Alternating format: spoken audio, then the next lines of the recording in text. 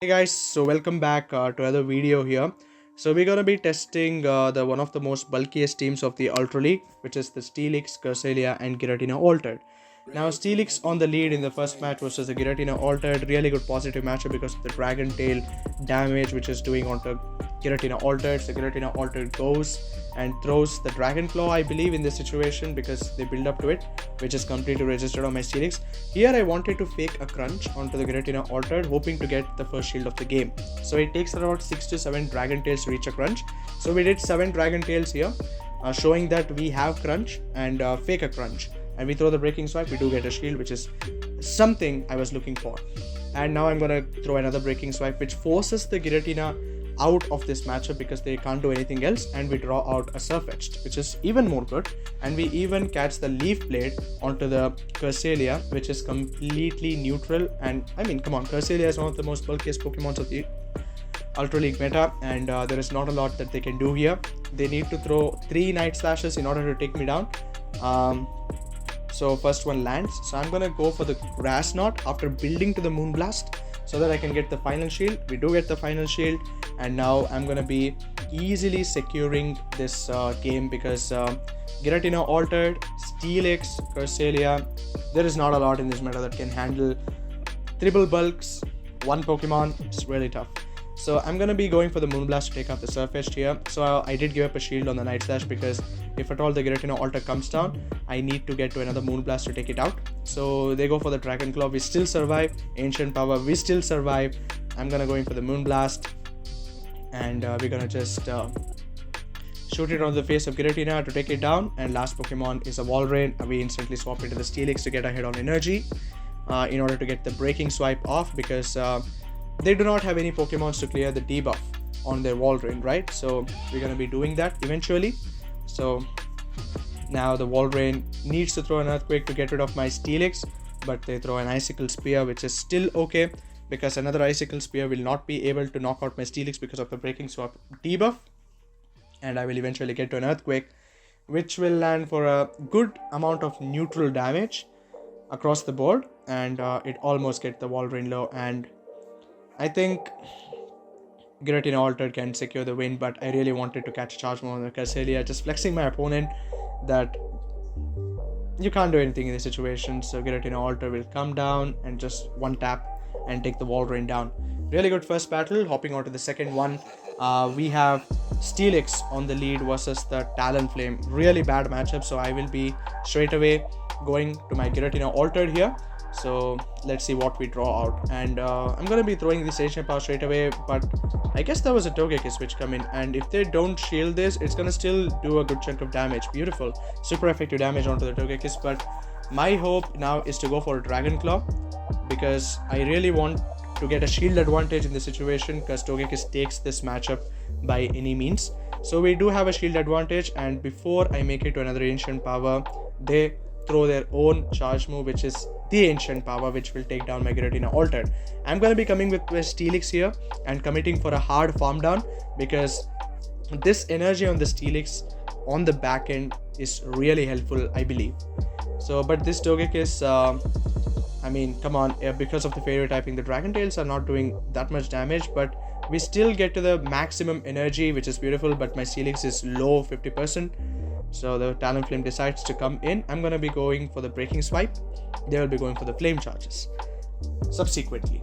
Now I need to give up a shield because it still hurts, and I don't want to lose all my energy on the Steelix here in the situation because it can come still handy in the end.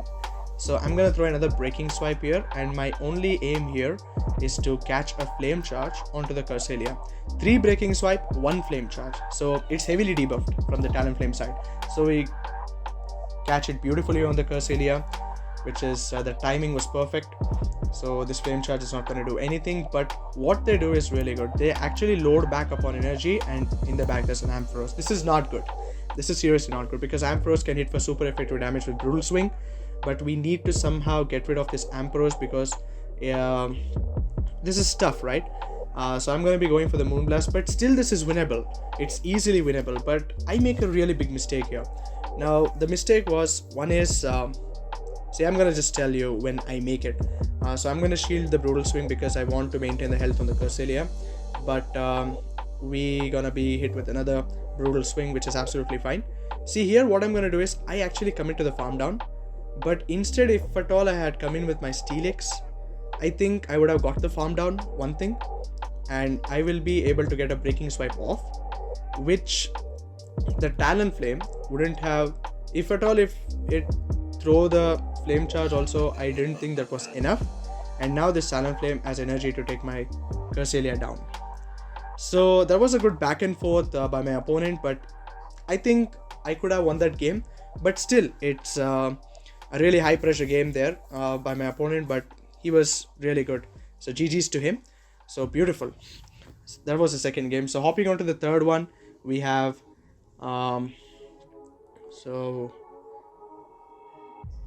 Steelix on the lead versus Swampert. Now, Swampert is not a good lead because of the Hydro Cannon and the Earthquake raw damage that this Swampert can put in.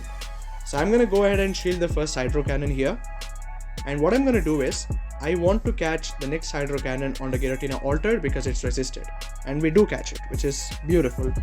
So Hydro Cannon is completely resisted on the Giratina-Altered, and let's see what we draw out. We draw out another Ampharos, which is really good because Ampharos can be a big threat because it has access to Focus Blast, Trailblaze, Brutal Swing, which does really good across the boards, right?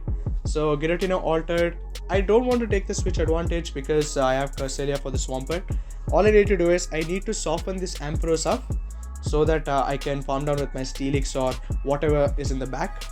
So what I'm gonna do is I'm gonna just let this go. I know it's Giratina is gonna go down. I'm gonna come in with my Steelix and commit to the hard farm down here. So I will be having around almost 3 breaking swipes, and I can just shoot it on the Swampert because Swampert dumped his energy on the Giratina-Altered. It still needs a couple of mud shots to get to the Hydro Cannon in time. And I bailed out to catch the charge move of Hydro Cannon onto the Cresselia, but we fail. My opponent does a really good job hanging onto the energy there, but they still throw Hydro Cannon itself onto the Cresselia, which was not ideal. They thought I'll shield, but it's okay now. Giratina-Altered is gonna hit with a couple of Moonblast. They still have 2 shields, but it's still not gonna go anywhere because Giratina-Altered can only do damage with its charge moves, but they decide to leave the game anyway because they know it's not gonna happen, because Steelix with 3 breaking swipes and that much health, it's not gonna happen. Hopping into the next one, we have Steelix versus Lugia. Very nice positive matchup because we resist everything. So they swap in the Greninja. Now Greninja is a core breaker for this team. It does really well against Cresselia, it does really well against the Giratina-Altered. So I need to, I'm let's say forced to stay in this matchup here because of the Greninja, and now I need to shield as well because I don't have a really good answer for this Pokemon. But what I'm going to do is I'm going to split the energy across my team.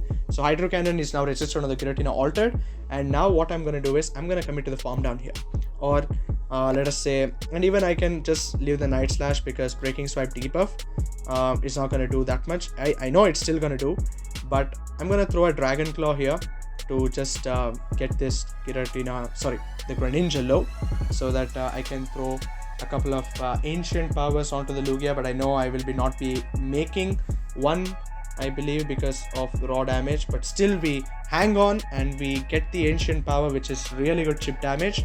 So we maintain the switch advantage, which is beautiful. Now I'm gonna come in with the Steelix, and whatever is in the back will be aligned to Cresselia, and in the back it's a Venusaur. It's really good. So what I'm gonna do here is I'm gonna throw a Breaking Swipe, and I'm gonna bail out into the Cresselia to catch the charge move, which is really good. Frenzy Plant is resisted, but Frenzy Plant actually, it's a community day charge move. It does really good, but due to the Breaking Swipe debuff, Cresselia is already bulky, and with the help of the Steelix Breaking Swipe, it's really hard for my opponent now. So Frenzy Plant is gonna come in through once again. So here the play is to go for Moonblast, Rasnor, both are resisted. The damage what you're doing it with the fast move itself. So Frenzy Plant is gonna come through once again. So this Venusaur is actually putting on some work against my Cresselia. So if we had Future Sight, it would have been good, but they actually swap out into the Lugia, They swap out into the Lugia, and now the Moonblast is going to come through. But Lugia is just so tanky. We're going to go for the Breaking Swipe. The only hard-hitting charge move which is left in the game is the Aeroblast. Aeroblast still resisted on the Steelix, but it's coming from a Lugia. You need to respect it. I'm going to go ahead and give up a shield onto the Aeroblast. Beautiful. And I'm going to now commit to the farm down because it's nowhere it's going to get to another Aeroblast in time. And Venusaur does not have the health as well as the moveset now to actually overcome a double Breaking Swipe Steelix. And they still have a shield, but I don't think they will be worried about the shield because anyway they know this game is over. So really good set once again. So hopping on to the last battle, so which is Steelix once again versus the Tapu Fini. Now Tapu Fini is another core breaker. It does really good against Giratina, it does really good against the Steelix, but what I should be seeing is I must distribute the energy onto all my Pokemon. That's really good. I mean, any team you use, it's about how you use your Pokemons, the resource what you have. They actually wanted to catch the Grass Knot onto the Giratina-Altered, but I know they're going to make a swap, so that's the reason why I hang on to my energy here. I'm going to throw the Moonblast straight away, super effective, and I'm going to be throwing Moonblast here itself because I don't want them to shield bait, call the shield bait, which is because that's a loose con, right? If I throw a Grass Knot and they no shield it, it's game over. That's it, because Tapu Fini is going to take it. And we shielded the Shadow Force, which is, I didn't know why I threw up a shield there, but I thought, okay, I must respect this Giratina-Altered. It had Shadow Force, and now I'm going to be coming back once again with the Steelix here. So they are coming with the Tapu Fini. Go for the Earthquake straight away because they might not shield this, and they do not shield, and we land a really good neutral damage onto the Tapu Fini because Steelix has done its job.